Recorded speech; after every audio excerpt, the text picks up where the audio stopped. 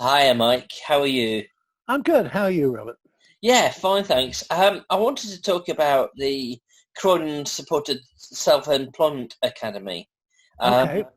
and one of the things I wanted to talk about was the commissioning side of it. And um, the first question I'd really got was obviously you commissioned the service, and what were your objectives in thinking when you actually commissioned the service? Right. So I think so. Probably one of the keys was looking around, and I was working with people who had social care needs and were of working age. So that's effectively you're up to 65 and beyond for those people who wanted to work longer. And one of the things we were very, very clear on is that the the figures for people who are actually in employment or even volunteering were pitifully low, both for people with mental health problems and for learning disabilities. So there'd been a lot of discussion amongst senior managers and commissioners about the need to actually prioritize that without there being much thinking about how it could be done. Clearly, there's some really good work was being done, and I suppose by Croydon Council as a good corporate citizen in terms of I suppose setting up schemes which follow the pattern of sort of employment, where you've got an employer and people are going in and trying to get employed status there. One of the things that in my experience, not working in public health previously and in regeneration, was that actually the some of the conditions that people had and uh, the intermittent process whereby they wouldn't necessarily be able to be consistent employees or consistently in employment meant that actually that model was actually one of the barriers to success. And it's always, and I suppose one of my thoughts was that if we could look at alternative models, either by sort of job slicing sort of roles, so that actually perhaps one person couldn't fulfill a role consistently, but actually three people probably could, because actually there's some built-in cover, some flexibility, and perhaps even a wider range of skills, and that could be really attractive to employers. Um, um, and that will be a different sort of model. That will be a sort of more like a self-employment model or social care model.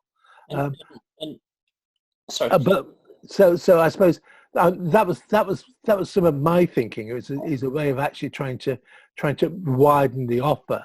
Now, fortunately, I think not only had I experience of running employment issues, but there's one of the senior service managers had also come from an employment background as well, and we had a fairly informal conversation and saying, "Do you think this could work?"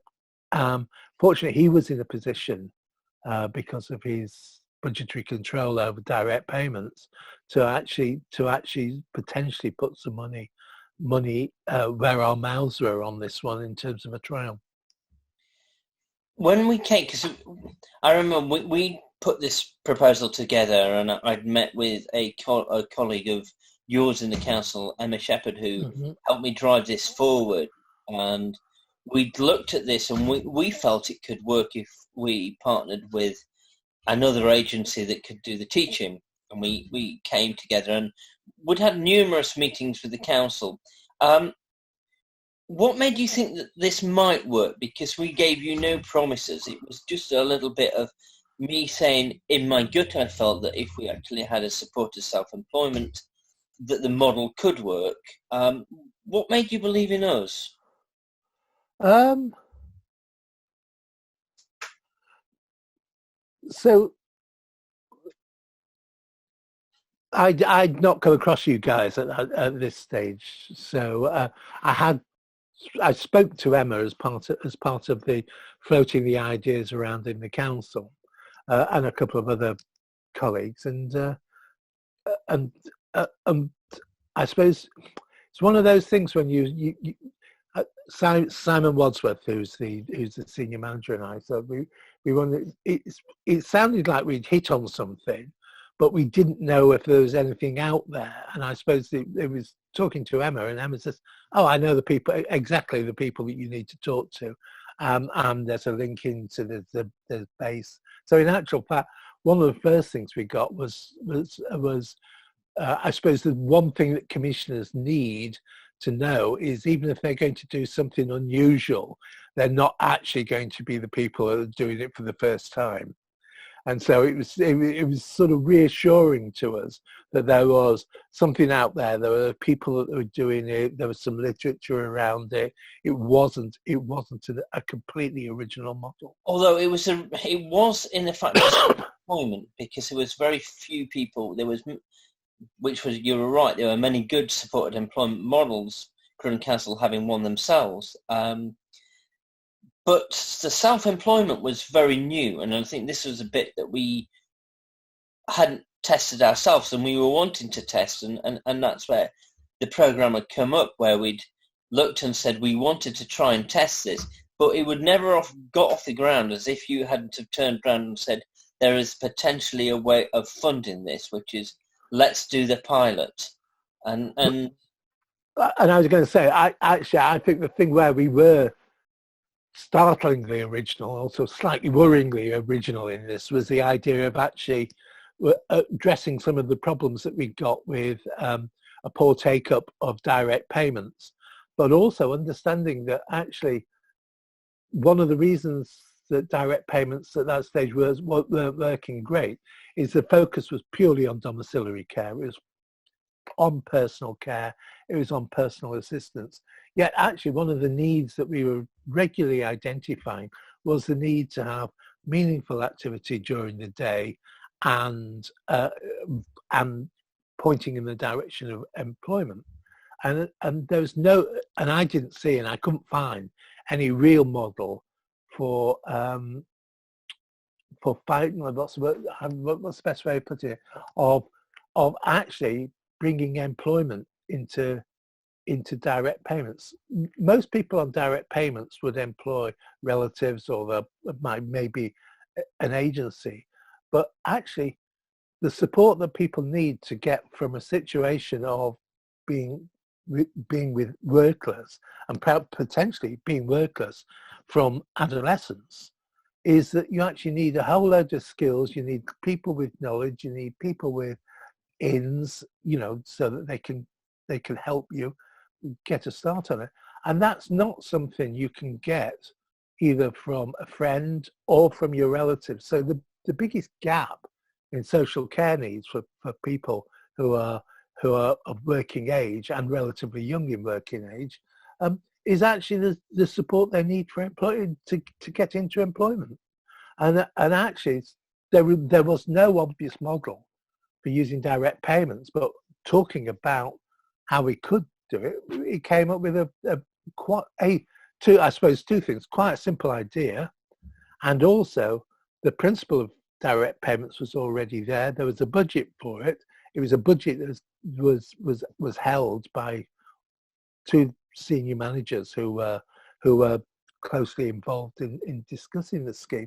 So in actual fact, we short-circuited the need to put together a business case and to get a block of investment, because actually what we were doing, we were just mobilizing for the social care funding to actually address probably the most dramatic need that people had in terms of social care. If they were in their 20s and 30s and they'd not worked, and they wanted to be more occupied, they wanted to sort of develop some of their ideas, and it was great. So in actual fact, what we missed out that stage of developing a business plan, and for the reasons we've been talking about here now, I think it'd be really hard to have won that case for a business plan. It's a model that didn't exist. No one else was doing it around direct payments. Who was going to, and we would be asking for a new block of funding.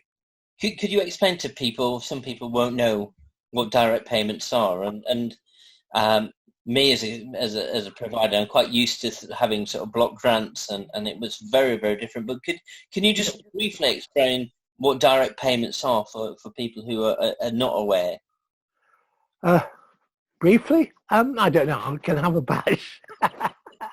So, so an awful lot of social care and social care needs are met through services which are commissioned by the council.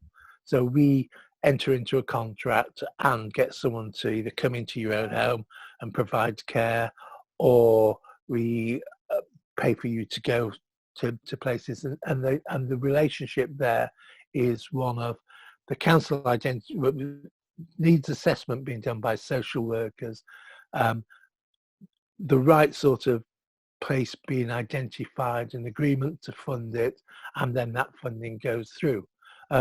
Historically, and for a whole variety of political reasons of very, very different sorts, the idea came that actually, why are we not giving people more choice, more control over the care that they need?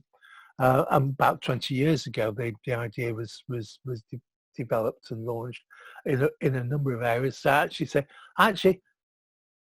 we can't be confident that we're finding the best answers for your needs, and there are plenty of people within the disability communities who are also arguing for more control over how the sorts of care that they got.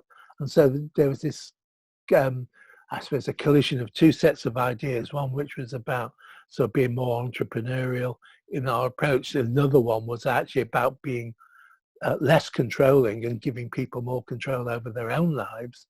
So it came together, and it was promoted throughout from the 90s, late 90s onwards, under all political regimes, was the idea that more and more social care would be in the direct control of either the person that needed the social care or their close family and relatives.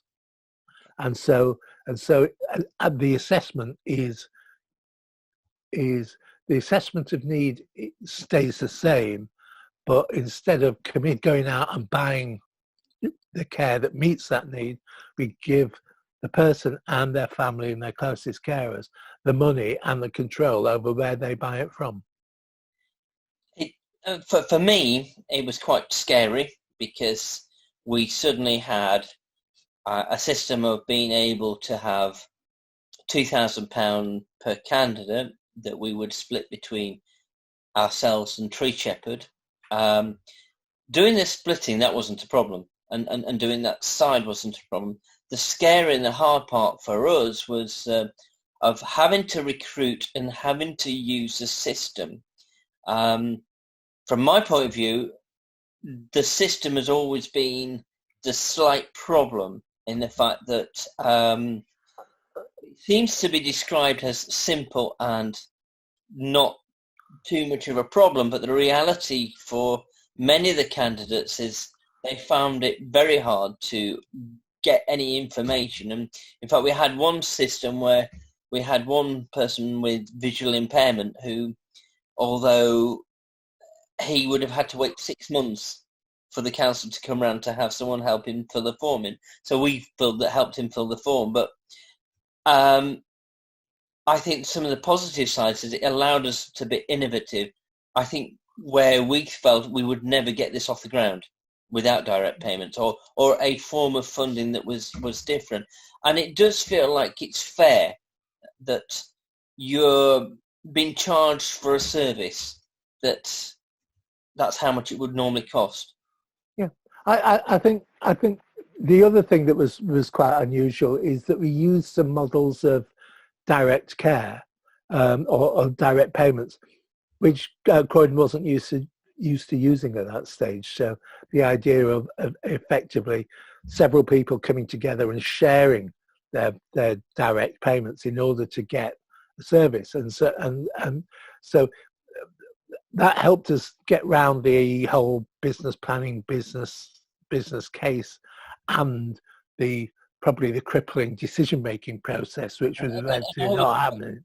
and I was quite definite as saying is we couldn't afford if a person only turned up one week, we would have to sort of charge them for that amount. But actually, and that was quite capable. We were quite capable of doing that, and I think that took a bit of convincing that as a council we can't pay for a service that's not being received. However, the reality is, if you go to university and you enroll on a course and you change your mind or it doesn't go ahead, then you don't get the money back, as it were. There's an immediate cost to setting it up and running it, and we have to bite the bullet. But actually, in social care, it's not unusual for people to have care packages which are £2,000 a week. Something that was going to cost £2,000 over the course of a year, and give people the opportunity to engage in activity. That's not expensive. Were you surprised with the take-up? Because we only had one person in the end who did drop out. The rest of the people. I thought it was phenomenal. Actually, I've run employment initiatives and learning initiatives around health and social care for people who don't have disabilities, and there we were accustomed to 30% dropout rates, not 1 out of 15 people. And I think one of the things that in the end is, when you're looking at commissioning, is obviously everyone looks at the commissioning and the first thing they say, well, how many people are running businesses? And well, actually 4 people are actually running successful business, and I would think another 2 people are doing almost what I would call sort of voluntary type self-employment businesses, which is keeping them healthy, and 3 other people have got jobs. So I think in reality we felt happy, but it was interesting. I'll be interested to see what your views about what you felt the commissioning objectives were for this group of people, not just the jobs, because I think we always look at the one level sometimes. Yeah, so I was keen in terms of setting some targets for you guys that they would be realistic, so that so taking people who are quite a long way from the workplace or from self-employment, and in a course of a relatively compressed teaching period, to expect I wouldn't have dared to suggest the results would have been as good as you actually did get. And I think you would have probably kicked back very strongly if I said, I'm actually going to be looking for 1/3 of this cohort of people to be in business by the 6-month stage. You'd have said, come on, be realistic. But there are all the other benefits that come from that: increased self-confidence, ability to hold down a independent living, meaningful activity, lower levels of care, more self-reliance. All of those are the sorts of things I would expect to come from this, and I'm sure that's something you've seen with this cohort. Yeah, I think we were amazed as we did some baseline things around things like Warwick, Edinburgh, around health and well-being, and what was and we have, obviously, part of that. We had an evaluation done by Keith Bates as regards this, and it showed in there is that the health and well-being of every single person who was put on the course, regardless of what happened, they were in a much better place after they'd finished. And of course, really what has surprised me was I suspected when we started it we'd have the course and maybe we'd have a few people who'd want the support on the business. I was surprised how much support people not only needed but actually wanted, and that we're still supporting now. So not that I'm getting paid for it now, but it's pleasurable because it's showing that those businesses are moving forward. I think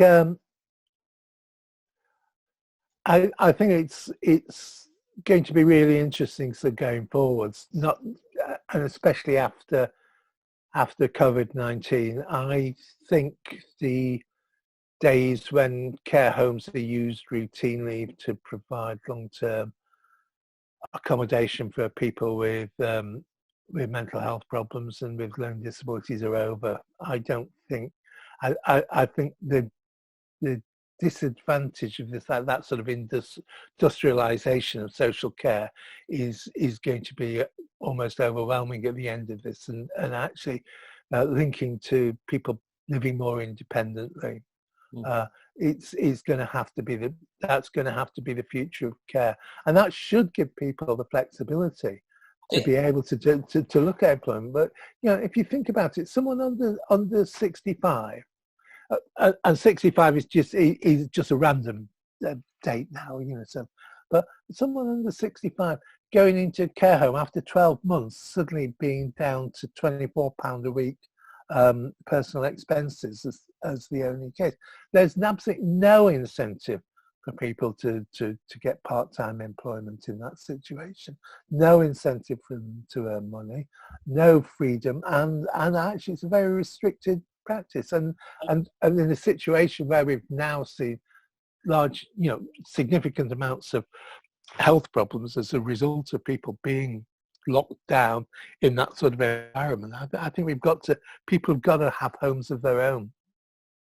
I think what this proved, the course did prove, is that nearly every person who came on that course wanted to set up their own business, not because they wanted to make huge amounts of money, but actually they wanted to do something that they felt was giving back into society.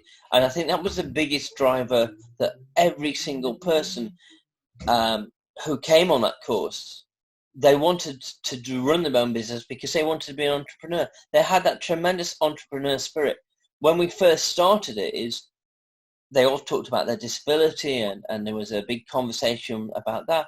By the second break, they were all talking about their businesses. And from that moment on, there was a mutual understanding that they had different disabilities, and they helped each other. And we had people with Down syndromes to people who've been studying law degrees. There was a massive range of groups. But the one thing that held them all together as a group was that they were actually wanting to be entrepreneurs. Yeah. And there was a great there was a big entrepreneur spirit in there. I thought that was amazing. Actually, that was it was the same sort of spirit that you would expect if you set up a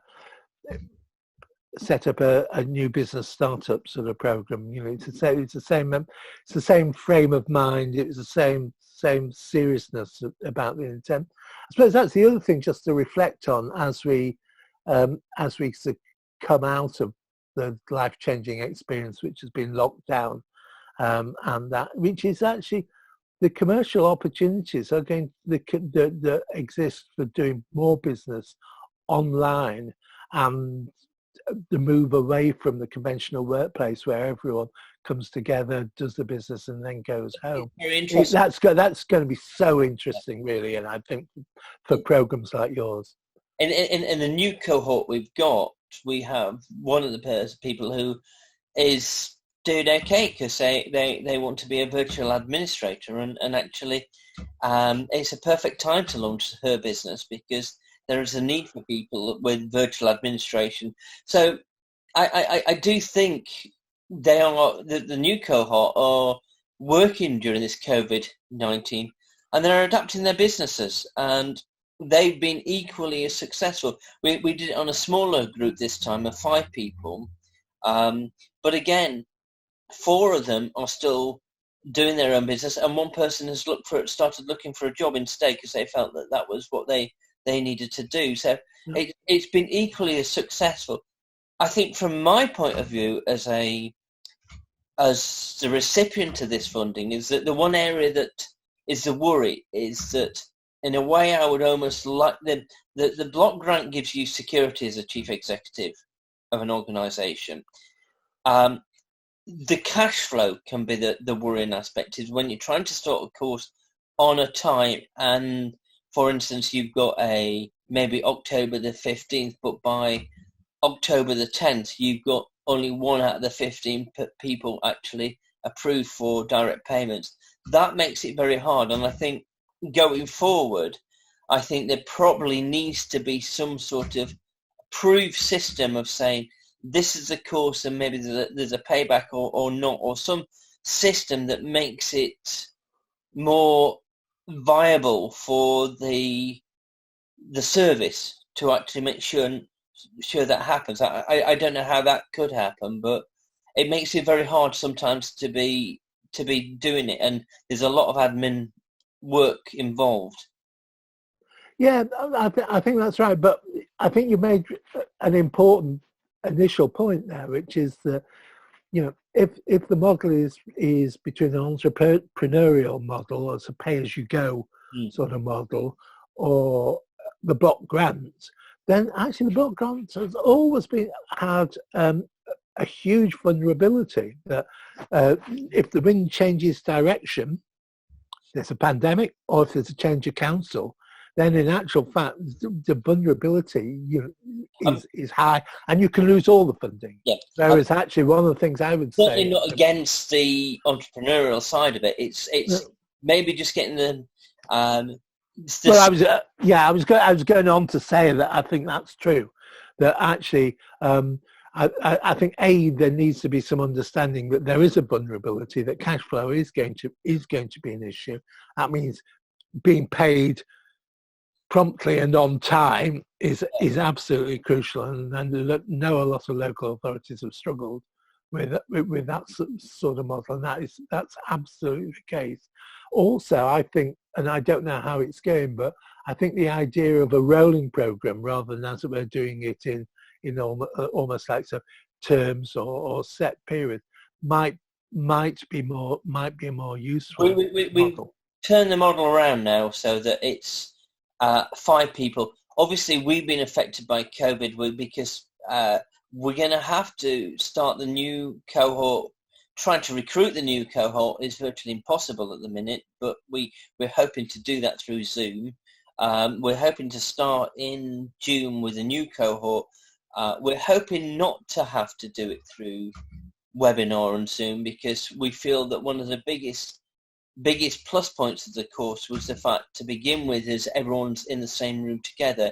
And in the new one, when there was 5 people, that worked very well, still in the same way. So we're still hoping that we can run it in that way, but obviously, like everything, we'll have to adapt to the way things are working.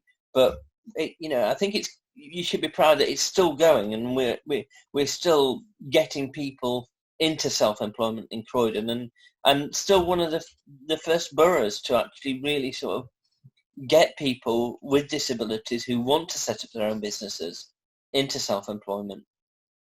Yeah, and I think there's going to need to be more, and I think there's still lots of opportunities for developments around this. And I suppose one of the things I had at the back of my mind starting it out originally was actually, do we just, as it were, is there a nursery slope where we bring people together to sort of run something like a drop shipping business? So it's not complicated. It's not about manufacturing. It's actually just about selling. Learn the selling stuff. Learn the online selling sort of stuff, and the marketing. Is there a way of coming together to create marketing platforms which have a unique selling proposition? And so in actual fact, you do need people to administer it, and it may be that they've got skills which are not about marketing, but actually just about making sure everything's done quickly and on a long time. But that could be a real interesting development for people to actually have the confidence that they can actually make money from doing that sort of thing. Certainly hope that we can sort of develop this and from this seed of maybe using some of the direct payment money, we can make some more innovations within this. And I said we're only just starting on that journey, but I certainly think as we're going along, we are adapting, and I think there will be ways that we can almost be helping more people in their own businesses. For instance, you have the virtual administrator. There is a need that many people who are doing their businesses could use that virtual administration. So I think there's a lot that can be done, and I think that's where the direct payment model gives a lot more flexibility for entrepreneurs to be entrepreneurial. Yeah, and I think they're even so. I think now one of the other things, again, looking at the impact of COVID, there are a whole load of things which have been knocking around in a half-hearted way, which is suddenly becoming quite interesting. And in the past, I ran a small fine art gallery, and it was very difficult to, 10 years ago, to outside London to make any sort of significant earnings from that because of the overheads that are attached to it. All of those small galleries now are looking at extinction in the face as a result of not trading for a long time. But I'm talking to some of the artists that I used to sell, and about using some of the time that I've got on my hands at the moment to set up a virtual gallery. Not a website, a virtual gallery, a gallery that you can actually go and look at the art, and you can put on shows, and you can have opening nights, and hopefully some of the stuff's going to be affordable. And I'm hoping that in the next few weeks I'll probably be in a situation to be able to launch that. Now that's using a bit of software that I've been aware of since I had a gallery, but actually it's not really caught on, which is basically an online gallery. Which I think is a good thing of coming to the end of this, of saying, the fact that you used some commissioning that was, I think, entrepreneurial in its vision, actually helped disabled entrepreneurs actually start thriving. And it's something that maybe as commissioners you don't get told of. Sometimes doing something like this, actually, you should be proud of, because it actually enabled people actually to get their own businesses. Absolutely. It's a good place to end that, I think.